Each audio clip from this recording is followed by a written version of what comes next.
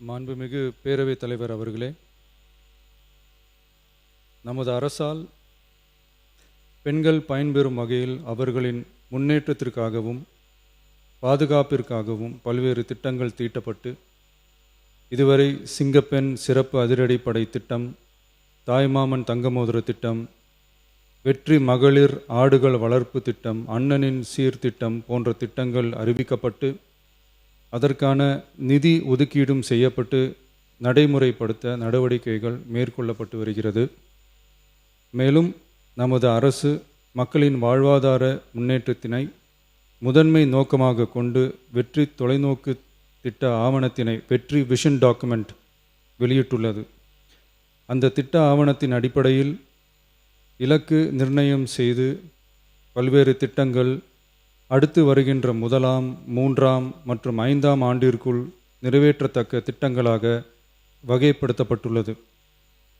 சிறப்பினமாக பெண்கள் பயன்பெறும் வகையில் பல்வேறு திட்டங்களுக்கு செயல் வடிவம் கொடுத்து இவ்வரசு நிறைவேற்றும். கடந்த 4 மாதங்களாக வளைகுடா பகுதியில் நிலவி வரும் போர் சூழல் காரணமாக எரிவாயு சிலிண்டர் கிடைப்பதில் தட்டுப்பாடு நிலவி வருகின்றது. இதனால் மாற்று எரிபொருளை பயன்படுத்தி வருவதாலும் எரிவாயு சிலிண்டர் விலை உயர்வினாலும் பொதுமக்கள் தங்களது வருவாயிலிருந்து கூடுதலான தொகையினை செலவிட்டு இன்னலுக்கு ஆளாகி வருகின்றனர்.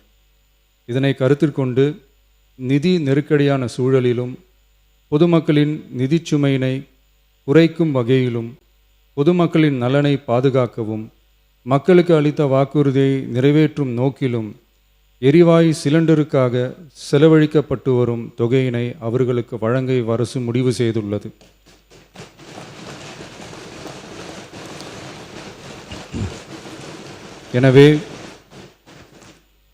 எனவே குடும்பத் தலைவிகள் பயன்பெறும் வகையில் முதல் கட்டமாக அன்னபூர்ணி சூப்பர் 6 திட்டத்தில் ஆண்டிற்கு 3 விலையில்லா எரிவாயு சிலிண்டர்கள் வழங்கப்படும்.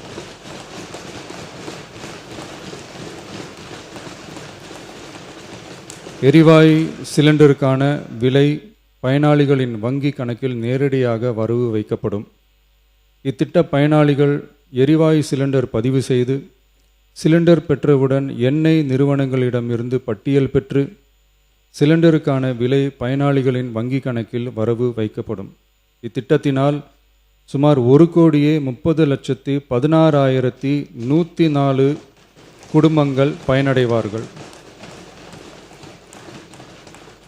அதாவது ஆண்டு வருமானம் ரூபாய் 2.5 லட்சத்திற்கு மிகாமல் உள்ள பொருளாதாரத்தில் பின்தங்கியுள்ள குடும்பத்தினர், சிறு குறு விவசாய குடும்பத்தினர், மாற்றுத்திறனாளி குடும்பத்தினர் போன்ற சமூகத்தில் உள்ள நலிந்த குடும்பத்தினர் பயனடைவார்கள். இத்திட்டத்தினை செயல்படுத்துவதற்கான ஆயத்த பணிகள் துவங்கப்பட்டுள்ளது. இத்திட்டம் வரும் பொங்கல் பண்டிகை ஜனவரி மாதம் முதல் செயலாக்கத்திற்கு கொண்டு வரப்படும்.